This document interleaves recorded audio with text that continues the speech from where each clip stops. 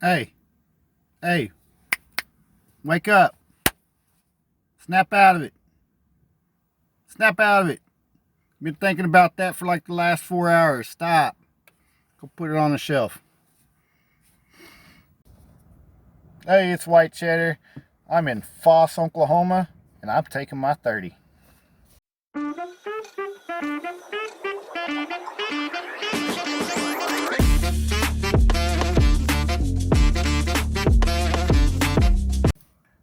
Give me 40 acres and I'll turn this rig around. It's the easiest way that I found. Some guys can turn it on a dime and others turn downtown. But I need 40 acres to turn this rig around. Love that song. You get a little older and give me 40 acres takes a little different meaning, if you know what I mean. It's not about driving. One of these days I'll get there. Have my 40 acres. Welcome back to the podcast, guys. I'm going to talk a little bit about mental health today. That's kind of the purpose of the song at the intro. But just going to monologue it a little bit. Talk about being a truck driver and how much time we spend on the road. I'm not talking about, the days and the weeks being away from home, and that comes with its own psychological deal. I'm talking about the 14 hours every day that you're up, that you're conscious, that you're doing work, putting it in. How do you manage that much time? For me, it's been a struggle back and forth over 23 years of driving a truck, and with all the ups and downs that you can have in this business, the frustration, the the chaos that comes with logistics and hauling from point A to point B.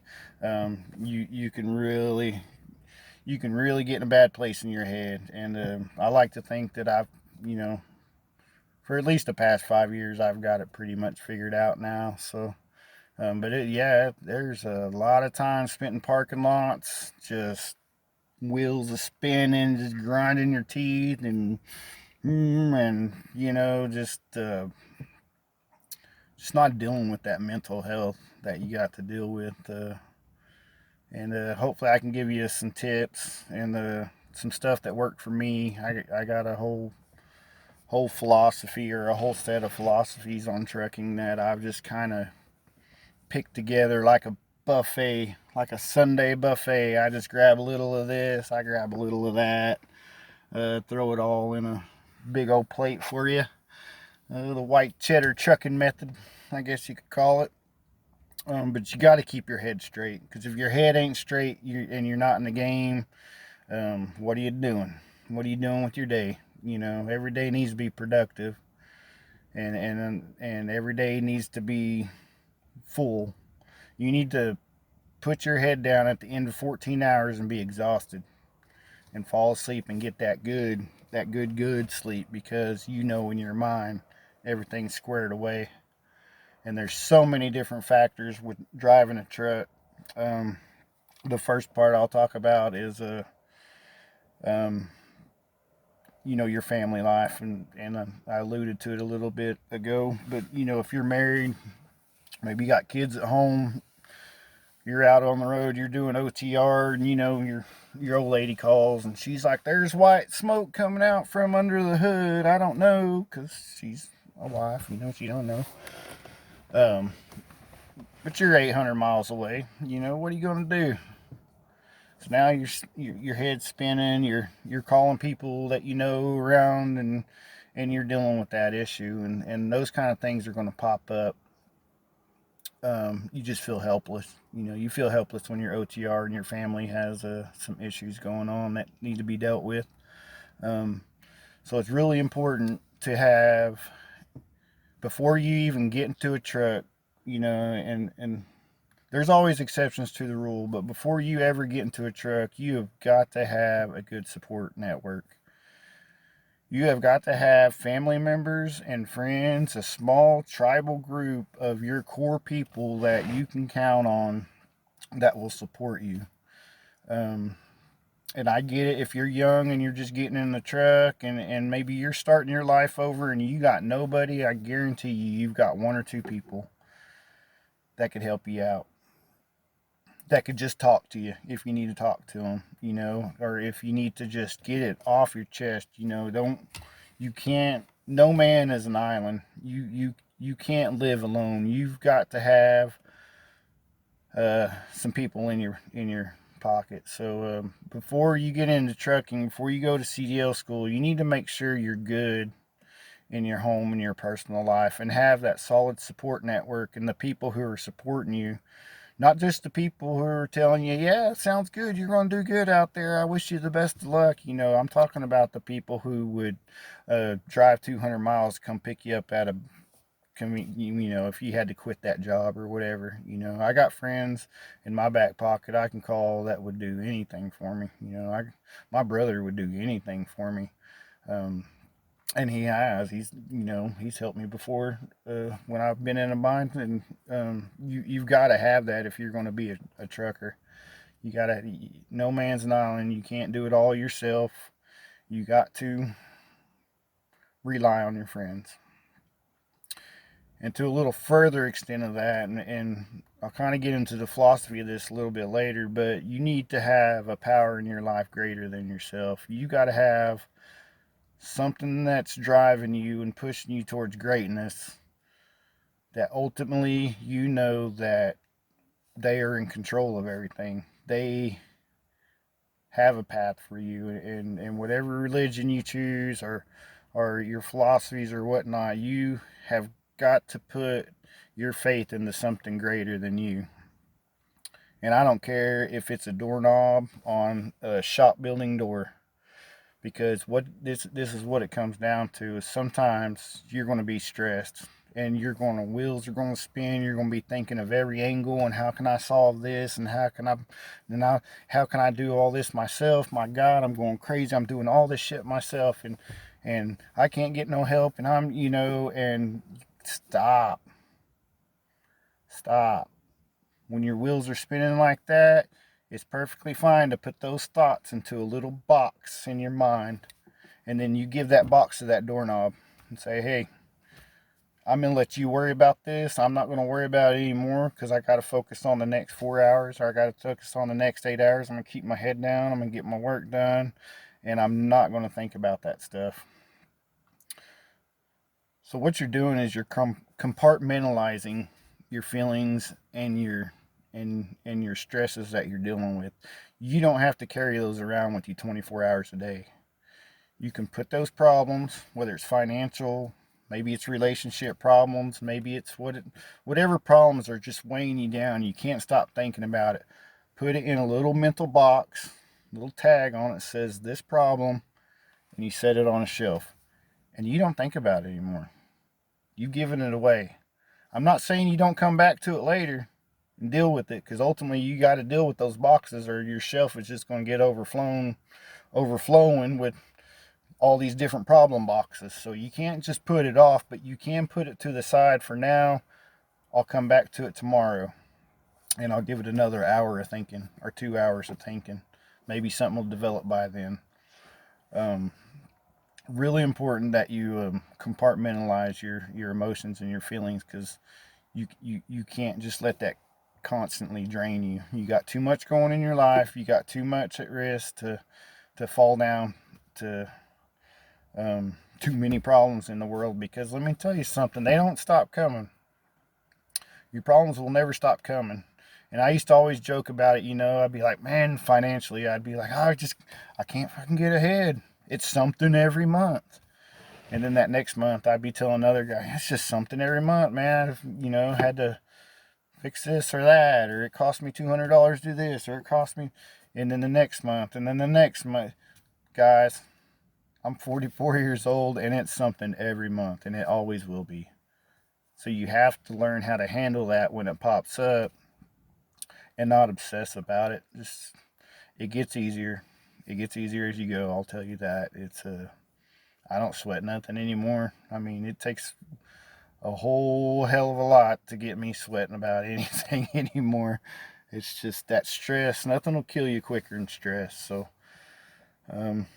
just a little something I picked up probably 6 or 7 years ago, and I hope that'll help you out a little bit. Another thing that I do with those thoughts and those stresses in my life that I've compartmentalized is I associate a color with them. And if you'll think about your radar systems when you're looking and you're planning out your trip, and you see some weather, well, you see a thunderstorm on the radar. Well, there's different shades of colors. The green's kind of a mild, it's not that bad. You got the yellow and reds that are just coming down pretty good. It's a turd floater. And then you got the blacks and the purples that are just hailstorm, tornado coming down right here, So those boxes, I associate those colors with those boxes. So I could have a hailstorm size problem, in this black box up on the top of the shelf. Then the next shelf in my mind is all the reds, and then the next shelf is the yellows, and then the greens. And you can, that what you're doing is you're prioritizing how severe this problem is. But again, as long as you can compartmentalize your problems, take a logical approach to them, you can deal with them. You might have to put all your green boxes and all your orange and all your red boxes to the side and deal with this purple one, but no more than an hour or two. Maybe it's just one day. You really you got engine problems on your truck. You got to run in the parts store. You got to get this major problem done on your truck and get this problem solved and out of the way. That way you can get that box off the shelf, and then you can start focusing on those red ones, the yellow ones, the green ones. Maybe you're carrying a little debt on a vehicle and it's just driving you nuts because you saw how much interest you're paying every month. That's just dust in the wind. So you can't just obsess about that. You need to visit that every day. But I generally don't give my problems more than 3 hours a day. I've got 14 hours. I'm working 14 hours, 4 days a week.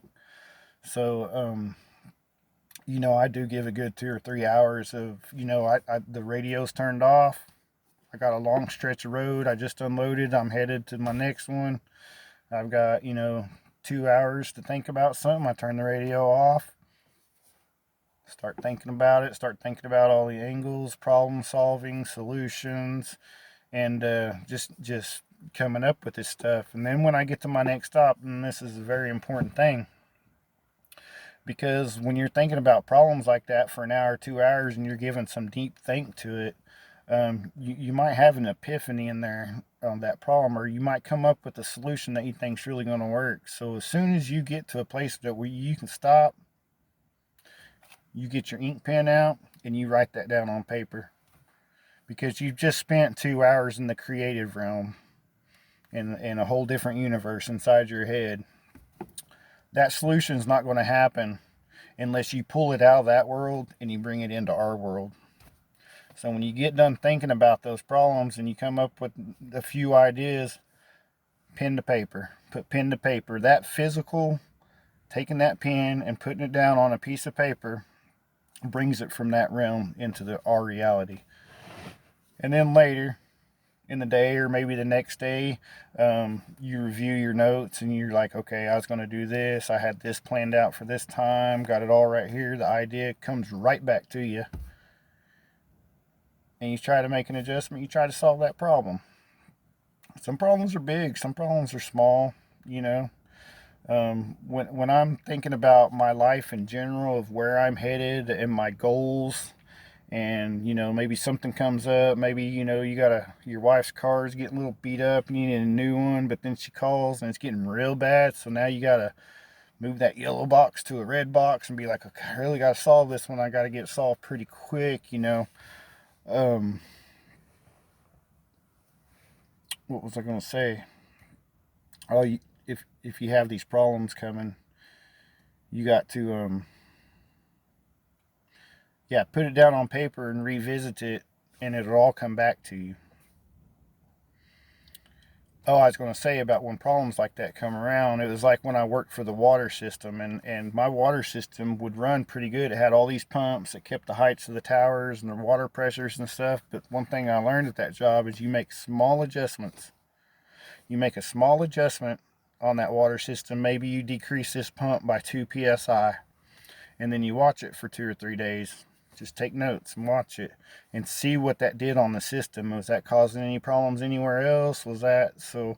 A lot of those bigger problems like that, make sure, and the long-term problems, make sure that you're making small adjustments. We don't want to rush into big adjustments. You know, you don't want to run to that pump house and just fire it up to 80 psi, and then you're overflowing water towers, and now you got this problem down here because you didn't spend the time to watch how things would get solved. So when you're talking about the long term, the life goals, and the 5 year plan, the 10 year plan, it's fine to make adjustments on those, but just make small adjustments, and never ever make big decisions while you're grieving. If you've lost someone in your family, or if you're just in a really bad place and you're in a really depressed place, um, don't make any big decisions. My best advice is to get a therapist, and at least once a month. Just, especially if you got insurance, it don't cost nothing anymore because they do it over the screens like we're doing now, and you just like a Zoom call, and schedule out an hour once a month just to talk to a therapist, and all they're really going to say is how you feeling, and you're going to tell them a little bit, and they're going to be like, well, how do you feel about that, or what are you doing to try to alleviate that? And by the end of the session, they'll have a few little a few little tips to let you know. So maybe those little tips might help you out on the stress of being in a truck and driving every day. It's people don't understand how hard it is to be a truck driver. It's a lot of time. It's a lot of time to think, which could be a good thing. It's not all terrible and gloom and a grind and all terrible, man. I have great days. I love driving a truck for that very reason. Is I have 14 hours to think about things every day, and I have fun with it. That's what this podcast is. Just having fun with my time. I'm not looking to make money or anything out of this. I'm really looking just to make some more good buddies and have some laughs. So you know laughing at my singing. If you don't want me to sing anymore, just tell me down in the comments. Be like, Cheddar, do not sing. Because I know all the trucker songs. I'll sing them all to you. it's a I have fun with my days. I'd rather spend my time thinking about planning for a trip, or planning for a vacation, or planning for my son, part of his education, or what is he learning right now. I have a lot of fun with that. Just, watching him grow and develop, and things I can do to help him out, because he is learning, man. He's like a sponge. So yeah, make sure every day too you're putting on some music. Um, I'll caution you about the sad, sappy music, man, or the being away from home music. I'm so far away from my love music. That kind of, there's a place for it and there's time for it. It's usually when you're down in the beer, um, on your days off. But don't.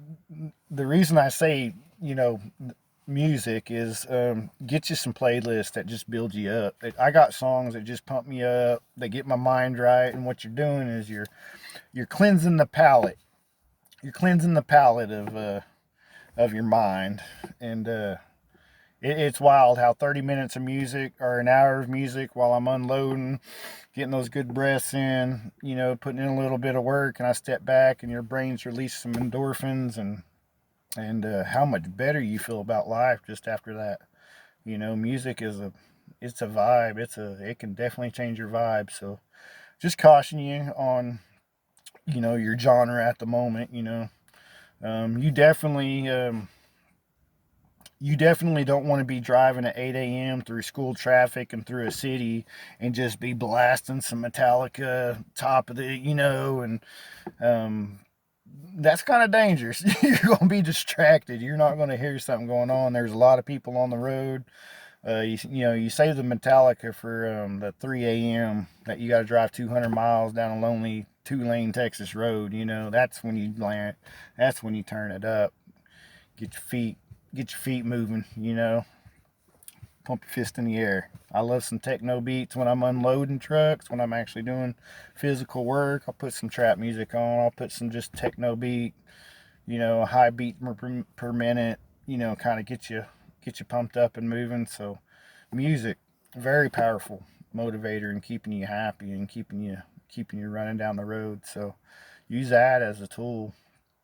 um, you also need a lot of you need quiet time in your life, and ultimately that's why we take a 10-hour break, right? Is to we need to shut it down. You might be running 14 hours or 16 hours and had to run through a storm, and you're at this heightened sense.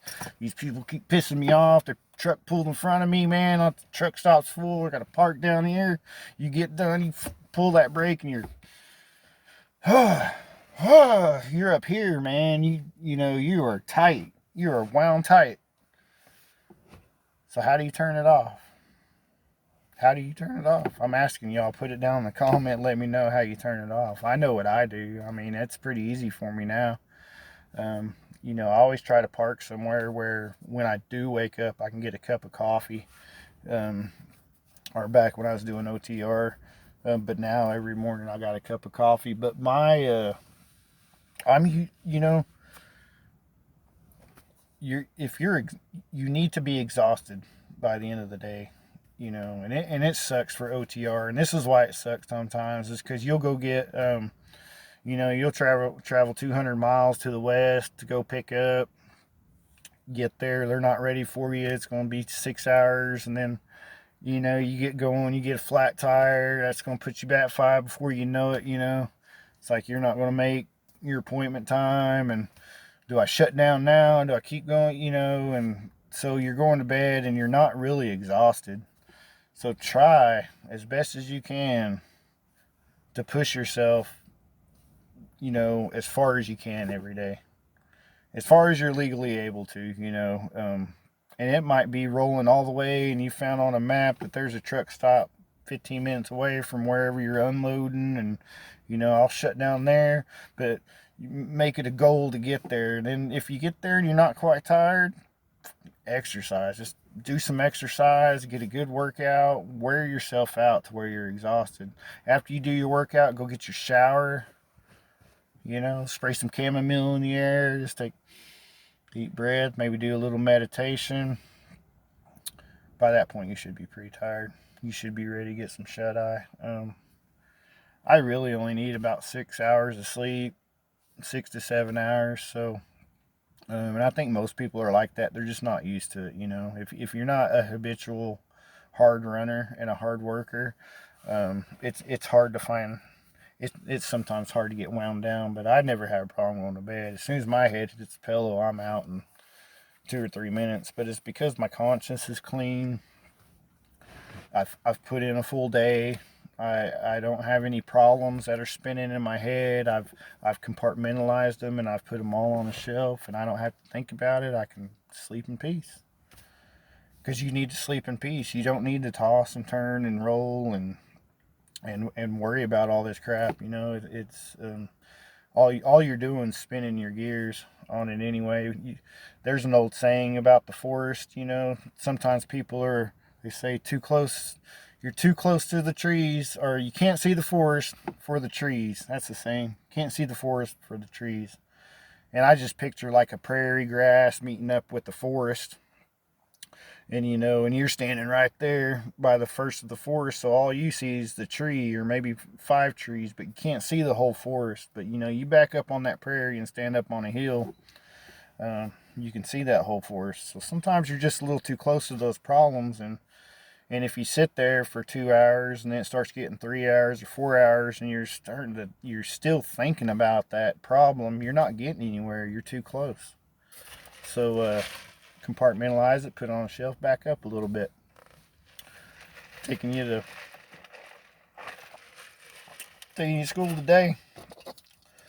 But other than that, just handle your business. Don't put stuff off. That's one thing that gets a lot of drivers is I don't have time, or I've been running too hard. I can't deal with this. Or if you'll take my advice and plan stuff out, the 5 P's, and it's not just for your trip planning, it's for your whole life. Just take time and plan as much stuff as I know what I'm doing next Thursday at 2 o'clock. I could pull up my phone and I could tell you what I'm doing 3 weeks from now. It's just the systems that I've put in place in my life and how I've built my life right now, and I'm loving it. I never thought being local, at home running a 13-hour shift or a 13-hour drive route, that I could ever be this happy, and it's nice. It's nice. I love it out here. In other places, where you're living, you're man, I'm bouncing that all around. I wanted to show you where I'm at right now. This is, oh hell, see if I can change this. Nope. Well, anyway, here I'll just pitch it around here. There's my lake. Yeah, there's my lake. That's Foss Lake. There's the dam. I drive across this dam every morning, every evening. I got a 25-minute drive to my yard where I pick up my truck, and it's already loaded, running, ready to go. So that's a very important thing. This is why I love it, is because I get 25 minutes headed to work to where I get to turn it on. I think about work. I think about, okay, I'm doing these stops. I'm headed up here. I'm doing this. And, just getting ready for work. But on the flip side of that, when I get off work, I get to